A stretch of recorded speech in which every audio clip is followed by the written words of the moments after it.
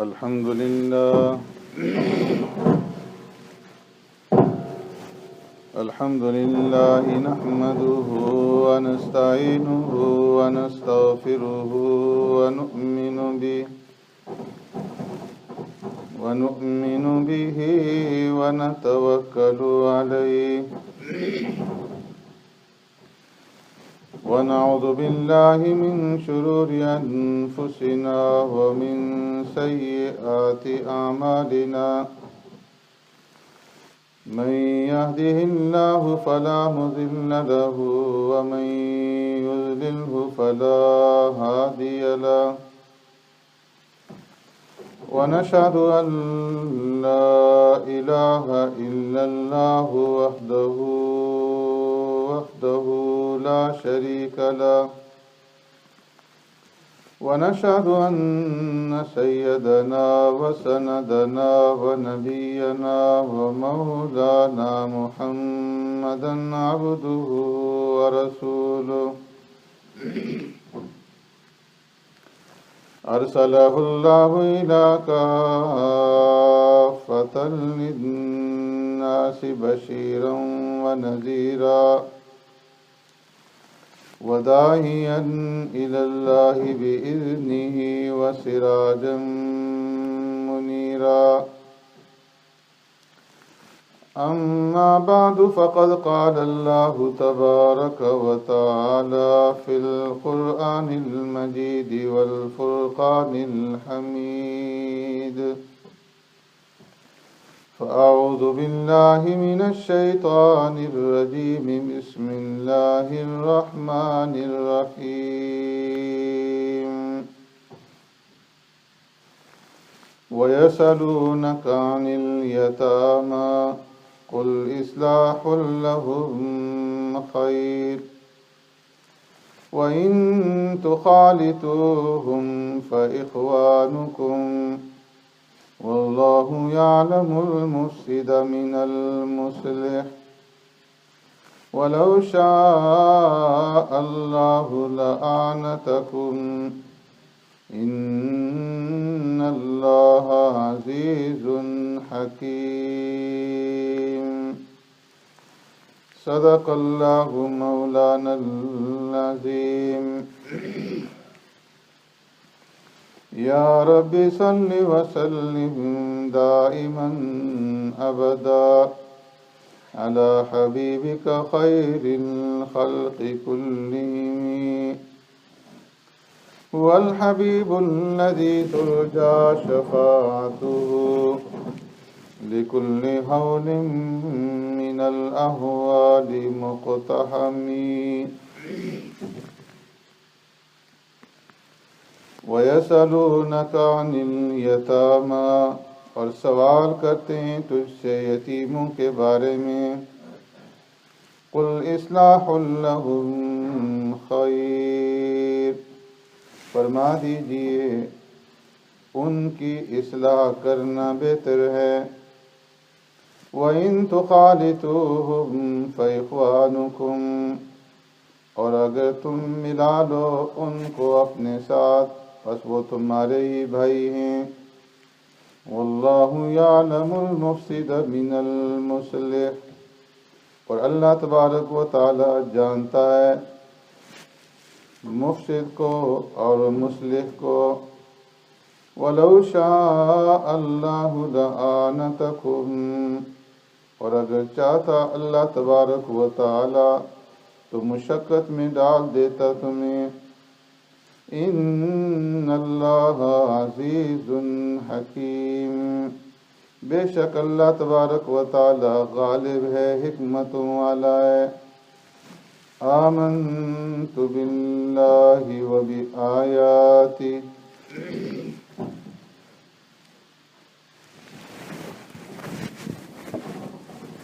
حضرات گرامی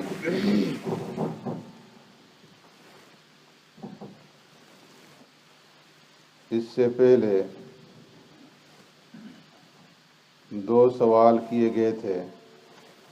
شراب اور جوئے کے بارے میں اس کا جواب رب العالمین کی طرف سے دیا گیا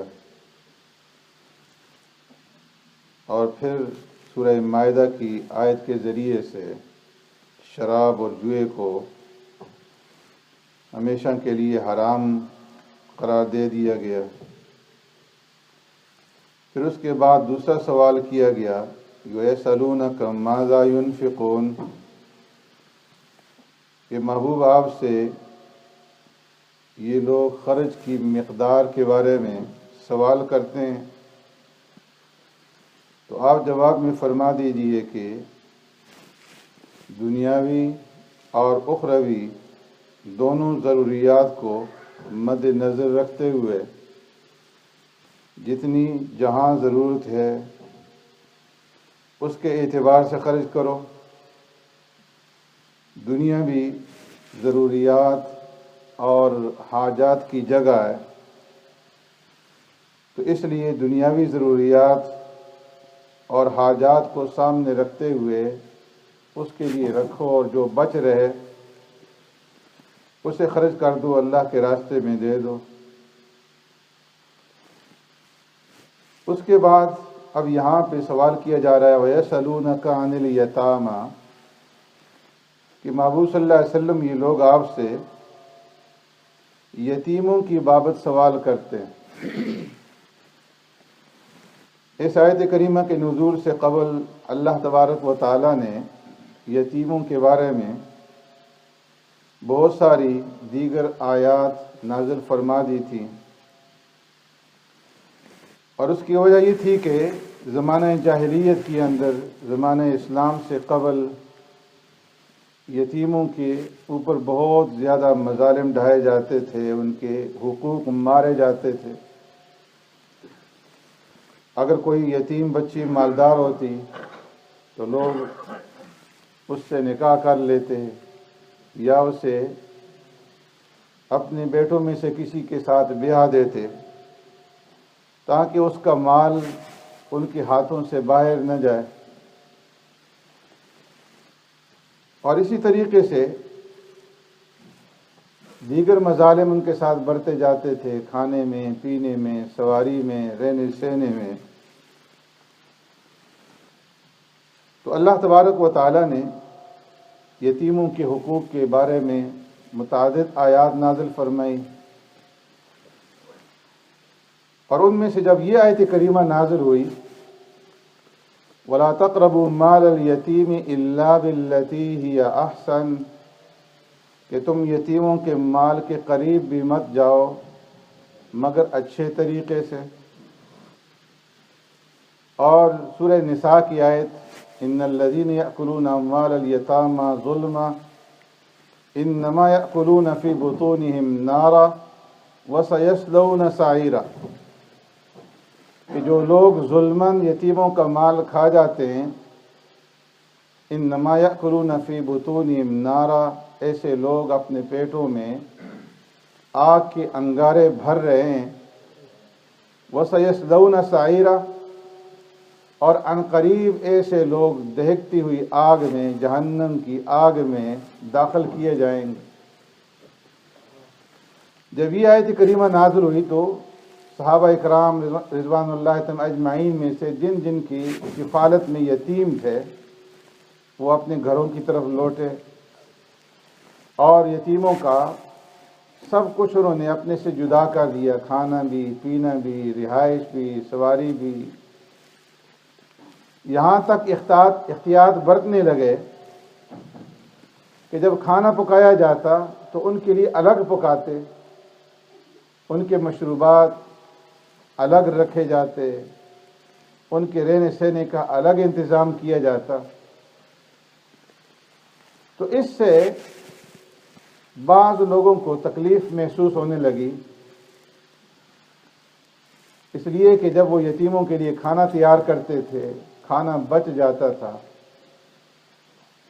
یا تو دوسرے وقت میں بچا ہوا وہ کھانا یتیم کھا لیتا، یا یوں ہی گل سڑ کر کے خراب ہو جاتا تھا۔ اس زمانے کے اندر آج کے زمانے کی طرح کی سہولتیں موجود نہیں تھی، تو ان کا کھانا بھی ضائع ہو جاتا، گوشت ہوتا وہ ضائع ہو جاتا، دودھ بھی ضائع ہو جاتا، دودھ کے جانور ہوتے دودھ نکالتے تو دودھ بھی ضائع ہو جاتا۔ اور جو غریب لوگ تھے ان کے لیے علیحدہ رہائش کا انتظام کرنا یہ بھی مشکل تھا۔ تو یتیموں کی مال کا جو ہے ضیاع ہونا، اس کو نقصان پہنچنا بعض لوگوں کو ناگوار گزرتا، تو اس لیے ان کے دلوں کے اندر سوال پیدا ہوا کہ اللہ تبارک و تعالیٰ اس بارے میں کوئی فیصلہ فرما دیں کہ یہ حالت جو ہے یہ انتہائی مشکل حالت ہے کہ یتیم کا بچا ہوا مال کھا بھی نہیں سکتے، اگر کھائیں گے تو آیت کی وعید کے اندر داخل ہو جائیں گے کہ جہنم کے انگارے اپنے پیٹ کے اندر بھریں گے اور اس کا مال ضائع ہوتے ہوئے بھی نہیں دیکھ سکتے۔ تو اس لیے ایک صحابی سرکار دو عالم صلی اللہ علیہ وسلم کی خدمت میں حاضر ہوئے، عبداللہ ابن رواحہ رضی اللہ تعالی عنہ، اور عرض کیا کہ اللہ کے رسول صلی اللہ علیہ وسلم، ہم میں سے ہر ایک آدمی کے پاس اتنی وسعت اور گنجائش نہیں ہے کہ ہم یتیموں کے لیے الگ سے رہنے سہنے کا انتظام کر سکیں، اور نہ ہی ہم میں سے ہر ایک آدمی کے پاس کھانے پینے کے لیے اتنا وافر مقدار میں موجود ہے کہ ہم یتیموں کے لیے کھانے پینے کا الگ سے انتظام کر سکیں۔ تو اس کے اوپر اللہ تبارک و تعالیٰ نے اس آیت کریمہ کو نازل فرما دیا، وَيَسْأَلُونَكَ عَنِ الْيَتَامَى، محبوب آپ سے یہ لوگ یتیموں کے بارے میں سوال کرتے ہیں تو آپ فرما دیجئے قُلْ إِصْلَاحُ لَهُمْ خَيْرٌ، یتیموں کی مصلحت کے بارے میں سوچنا، ان کے نفع کے بارے میں سوچنا یہ ہر حال میں ضروری ہے، اور اسی کے اندر بہتری ہے کہ ان کی تعلیم اور ان کی تربیت کے بارے میں جو چیز ان کے لیے مفید ہو وہ اختیار کی جائے، اور ان کے مال اور اسباب میں بھی نقصان نہ ہو، جو چیز ان کے لیے مفید ہو اس کو اختیار کیا جائے۔ تو جہاں پر اس بات کی ضرورت ہے کہ ان کے مال کو الگ رکھا جائے وہاں پہ الگ رکھا جائے، اور جہاں ملانے کی ضرورت ہے اور الگ رکھنے میں نقصان ہے تو وہاں پر ان کے مال کو ملا بھی دیا جائے، اور انہوں نے جو رشتے ان کے ساتھ چھوڑ دیے تھے جہاں رشتے کی ضرورت ہے وہاں رشتہ کر لیا جائے، جہاں تجارت کے اندر اور منافع کی جگہوں میں مال کا لگانا ضروری ہے وہاں پر مال لگا دیا جائے اپنے مال کے ساتھ۔ تو اصلاح لہم خیر، ہر حال میں یتیموں کی اصلاح اور ان کے حقوق کے بارے میں اس کا خیال رکھنا یہ ضروری ہے۔ فرمایا وَإِن تُخَالِطُوهُمْ فَإِخْوَانُكُمْ، اگر تم ان کے مال کو اپنے ساتھ ملا لو گے، کھانے پینے کی چیزوں کو اپنے ساتھ ملا لو گے، یا ان کے ساتھ رشتے میں ان کو اپنے ساتھ ملا لو گے، کاروبار میں ان کو اپنے ساتھ ملا لو گے، فَإِخْوَانُكُمْ، تو وہ تمہارے ہی بھائی ہیں۔ اور اس کے اندر اگر کبھی کوئی چیز تم نے کھا لی، یتیم کی کوئی چیز بچ گئی اور اس کو تم نے استعمال میں لے آئے، تو دوسرے وقت میں تمہارے مال سے وہ کھا لے گا، اپنے مال سے تم اسے کھلا دو گے، تو فإخوانکم، وہ تمہارے دینی بھائی ہیں، تو بھائی بھائی کے ساتھ مدد کرتا ہے، تعاون کرتا ہے، ایک دوسرے کا اکرام کرتا ہے، ایک دوسرے کی ضیافت کرتا ہے۔ تو اس لیے اگر اس طریقے سے کبھی یتیم کا مال تم نے کھا لیا اور کبھی یتیم نے تمہارا مال کھا لیا، بشرطے کہ اس کی اندر زیادتی نہ ہو، تو فإخوانکم، وہ تمہارے بھائی ہیں۔ لیکن اس بات کا خیال رکھا جائے واللہ یعلم المفسد من المصلح، کہ اگر تم بظاہر یہ کہو کہ ہم یتیم کی کفالت کر رہے ہیں اور ان کو ہم نے گھر دیا ہوا ہے، اس کے حقوق ہم ادا کر رہے ہیں لوگوں کے سامنے، تو تم یہ ظاہر کرو، لیکن در پردہ تمہارا مقصد یہ ہو کہ اس کے مال کو اپنے مال کے ساتھ ملا کر کے اپنے مال کے اندر اضافہ کریں اور اس کے مال کو کھائیں، اس کے مال کو اپنے قبضے کے اندر لے آئیں، تو ایسی صورت میں واللہ یعلم المفسد من المصلح، اللہ رب العزت سے کوئی چیز پوشیدہ نہیں ہے، وہ دلوں کے حال کو جانتا ہے، نیتوں کے حال کو جانتا ہے کہ کس کی نیت کے اندر فساد ہے اور کس کی نیت خالص ہے، کون اخلاص کے ساتھ ان کے مال کی حفاظت کرنا چاہ رہا ہے اور کس کے دل کے اندر کھوٹ ہے۔ اس لیے کہ اللہ تبارک و تعالی یعلم خائنۃ الاعین وما تخفی الصدور، آنکھوں کی خیانت کو بھی جانتے ہیں اور تمہارے دلوں کے اندر جو چیز پوشیدہ ہے اس سے بھی واقف ہے۔ تو اس لیے اس بات کا خیال رکھا جائے کہ ان کی حق تلفی نہ ہو. وَلَوْ شَاءَ اللَّهُ لَأَعْنَتَكُمْ، اگر اللہ تبارک و تعالیٰ چاہتا تو یوں ہی تمہارے اوپر سخت حکم جاری رکھتا کہ تم ہر حال میں ان کے مال کو جدا رکھو، ان کے کھانے پینے کو جدا رکھو. لیکن اللہ تبارک و تعالیٰ نے تمہارے لیے سختی سے نرمی کو پسند کیا، اس لیے کہ ان اللہ عزیز حکیم، اللہ تبارک و تعالیٰ غالب ہے، جو چاہے حکم دے دے، سخت سے سخت حکم دے تو وہ غالب ہے، دے سکتا ہے. لیکن حکیم ہے کہ انسانوں کی مصلحت اور ان کے فائدے کو دیکھ کر کے رب العالمین حکم کے اندر سختی اور نرمی پیدا فرماتے رہتے ہیں. تو اس بات کی طرف اشارہ کر دیا گیا کہ یتیم کے جو مال ہے، جو یتیم کے جو حقوق ہیں، ان کا ہر حال میں خیال رکھا جائے. جس طرح زمانہ جاہلیت کے اندر یتیموں کے حقوق کو سلب کیا جاتا تھا، آج بھی ہمارے معاشرے کے اندر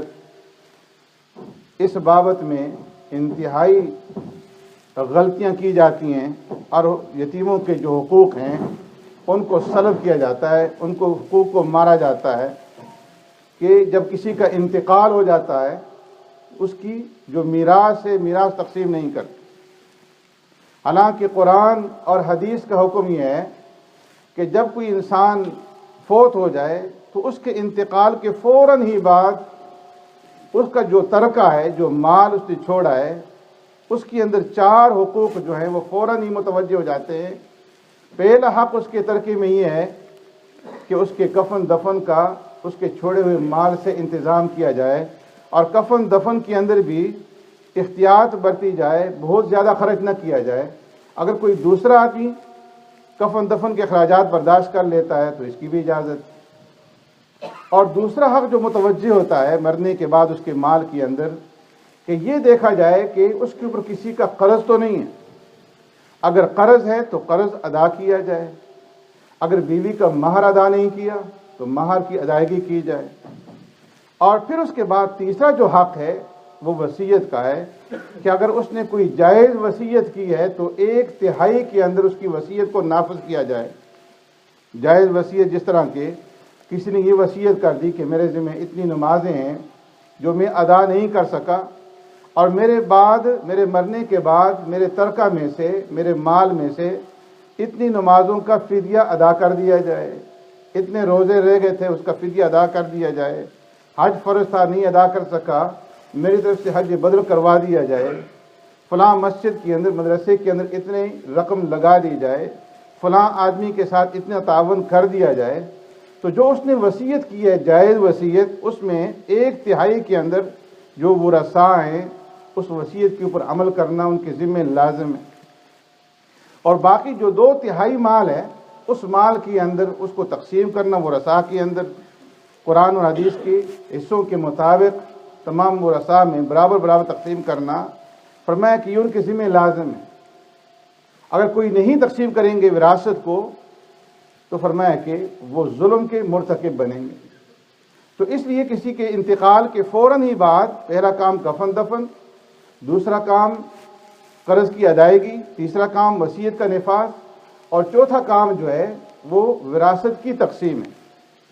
لیکن آج ہم دیکھتے ہیں کہ جس کی قبضے کے اندر مال ہوتا ہے، باپ کا انتقال ہو گیا ہے، بڑا بیٹا وہ ہر چیز کا مالک ہے، تصرف کر رہا ہے،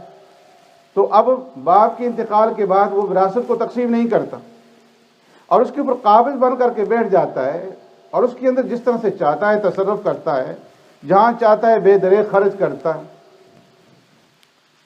فرمایا کہ اس میں کئی طرح کا ظلم ہے. ایک ظلم تو یہ ہے کہ اللہ کی طرف سے ایک تحفہ ہے ورثاء کے لیے کہ وراثت کا جو مال ہے وہ ورثاء کو بغیر محنت کے، بغیر مشقت کے اللہ کی طرف سے تحفتاً یہ دے دیا جاتا ہے. تو یہ اس امانت کے اندر خیانت کر رہا ہے تقسیم نہ کر کے، اس میں دیر کر کہ جو حقدار ہیں ان کی تک حق نہیں پہنچ رہا. دوسرا اس کے اندر اس کے بہن بھائیوں کا، اس مرنے والے کی بیوہ کا حق ہے وہ ادا نہیں کر رہا، تو اس طرح بھی وہ ظلم کا مرتکب ہو رہا ہے. اور تیسرا جو ہے جتنے حقوق ہیں یتیم ہیں ان کے حق کو مار رہا ہے. اور فرمایا کہ جو آدمی کسی کو وراثت کے حق سے محروم رکھے گا تو تو رب العالمین اس کو جنت کا جو حصہ ہے اس کو اس کے حصے سے معروم رکھیں گے۔ تو اس لیے فرمایا کہ کسی کے انتقال کے فوراً بعد جو اس کی وراثت ہے اس کو تقسیم کر دیا جائے۔ بعض لوگ تو تقسیم ہی نہیں کرتے، اور جو کرتے ہیں وہ بیٹیوں کو محروم کر دیتے ہیں، بہنوں کو محروم کر دیتے ہیں، بیوہ کو محروم کر دیتے ہیں کہ یہ تو عورتیں ہیں، ان کا تو کوئی حق ہی نہیں ہے۔ فرمایا کہ یہ بڑا ظلم۔ اگر کوئی بہن جو ہے مطالبہ کر دیتی ہے کہ جو میرا حصہ ہے وراثت کا مجھے دے دیا جائے، تو بھائی یہ کہہ کر ٹال دیتے ہیں کہ والد صاحب نے تمہاری شادی کے اندر، تمہارے نکاح کے اندر تمہیں جہیز دے کر کے تمہارا حصہ ادا کر دیا تھا۔ حالانکہ والد نے جس طرح بیٹی کی شادی کے اوپر اخراجات کیے ہیں، بیٹے کے اوپر بھی اسی طرح سے اخراجات کیے ہیں۔ تو فرمایا کہ یہ کہنا یہ انتہائی غلط، اس لیے کہ ماں باپ اپنی زندگی کے اندر اپنی اولاد کو جو کچھ دیتے ہیں تو وہ تحفہ اور ہدیہ ہوتا ہے ان کی طرف سے، اس کے اوپر وراثت کا اطلاق نہیں ہوتا۔ وراثت کا اطلاق اسی مال پر ہوتا ہے کہ جو مرنے کے بعد وہ چھوڑتا ہے، چاہے وہ تھوڑا ہو یا زیادہ ہو۔ تو جو مال اس نے زندگی کے اندر دیا اپنے بچے کو، اپنی بچی کو، وہ تحفہ اور ہدیہ تھا، اور مرنے کے بعد جو بال بچہ ہے فرمایا کہ وہ وراثت ہے اور اس کے اندر سب کا برابر برابر حصہ ہے۔ تو اس لیے بہنوں کو اس سے معروم کرنا، بیٹیوں کو معروم کرنا، یہ انتہائی ظلم ہے۔ سبحانک اللہم و بحمدک، نشہد ان لا الہ الا انت۔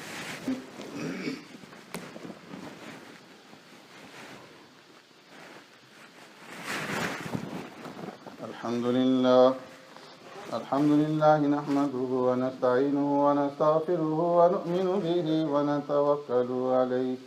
ونعوذ بالله من شرور أنفسنا ومن سيئات أعمالنا، من يهده الله فلا مضل له ومن يضلل فلا هادي له،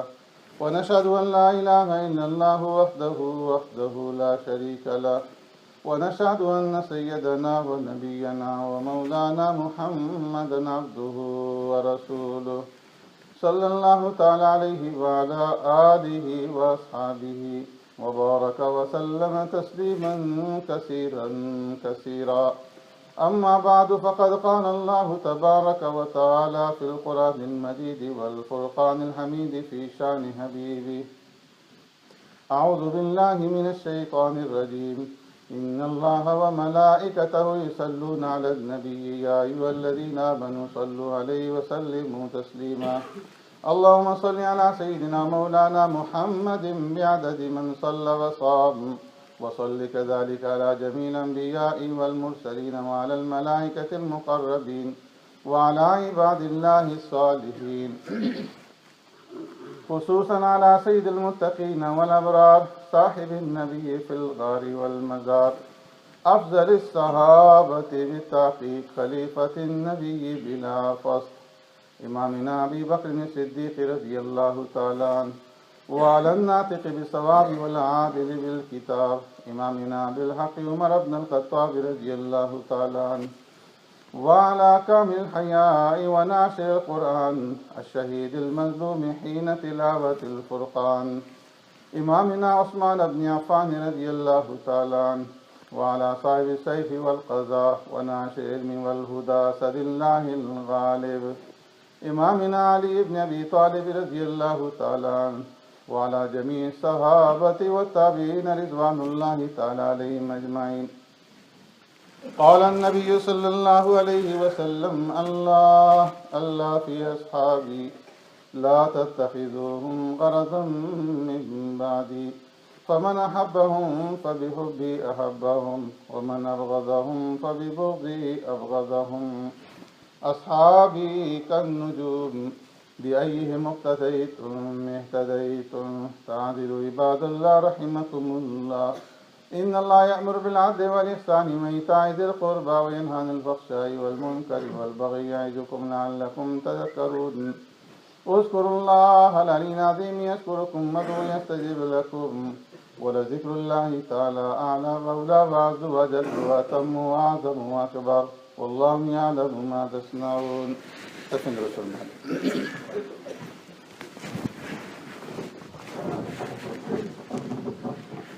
الله أكبر الله أكبر الله أكبر الله أكبر، أشهد أن لا إله إلا الله، أشهد أن لا إله إلا الله۔ أشهد أن محمد رسول الله أشهد أن محمد رسول الله حي على الصلاة حي على الصلاة حي على الفلاح حي على الفلاح قد قامت الصلاة قد قامت الصلاة الله أكبر الله أكبر لا إله إلا الله साथ साथ जुड़ जाएं सफ़ें सीधी फरमाएं अल्लाह अकबर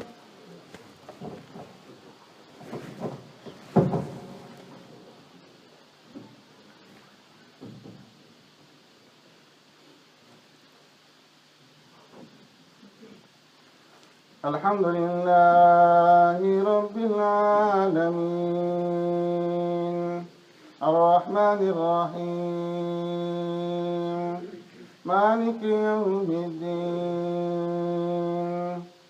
इय्याका नअबुदु व इय्याका नस्तईन इहदिना सिरातल मुस्तक़ीम صراط الذين أنعمت عليهم غير المغضوب عليهم ولا الضالين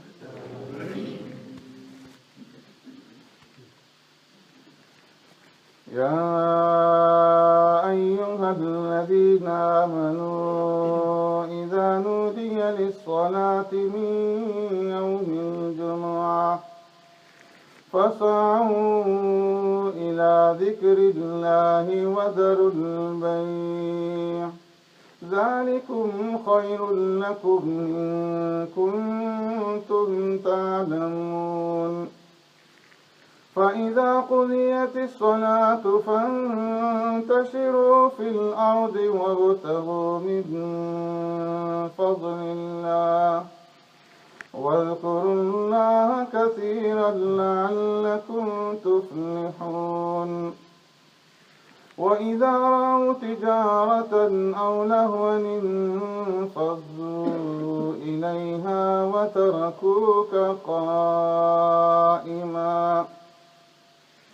قل ما عند الله خير من اللهو ومن التجارة والله خير الرازقين الله أكبر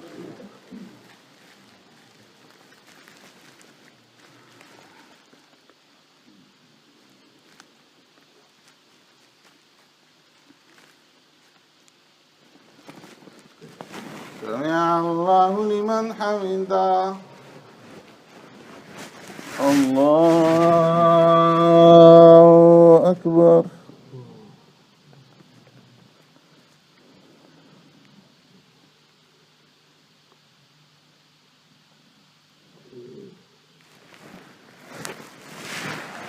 الله أكبر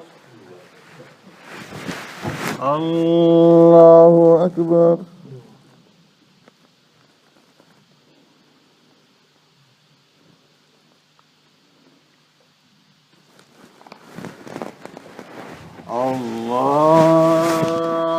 الله أكبر الحمد لله رب العالمين الرحمن الرحيم مالك يوم الدين إياك نعبد وإياك نستعين اهدنا الصراط المستقيم صراط الذين أنعمت عليهم غير المغضوب عليهم ولا الضالين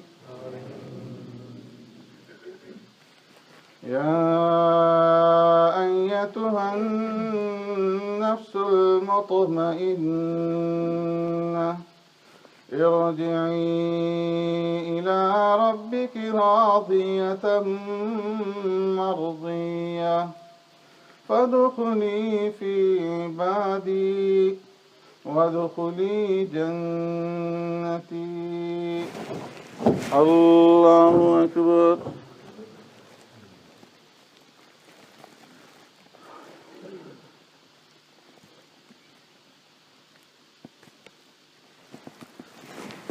سمع الله لمن حمده. الله أكبر.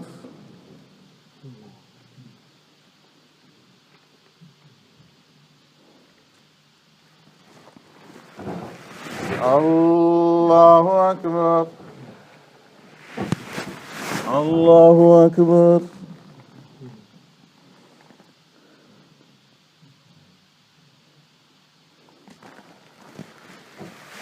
الله أكبر.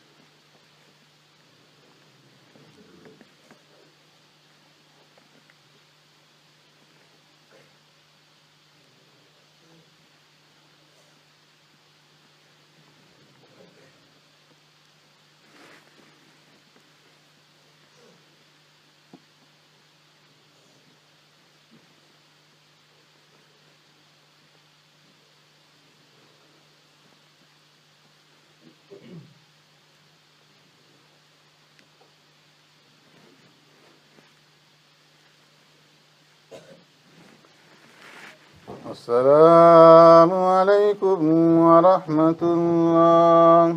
السلام عليكم ورحمة الله. الحمد لله رب العالمين والعاقبة للمتقين والصلاة والسلام على خير خلقه محمد وعلى آله وأصحابه أجمعين.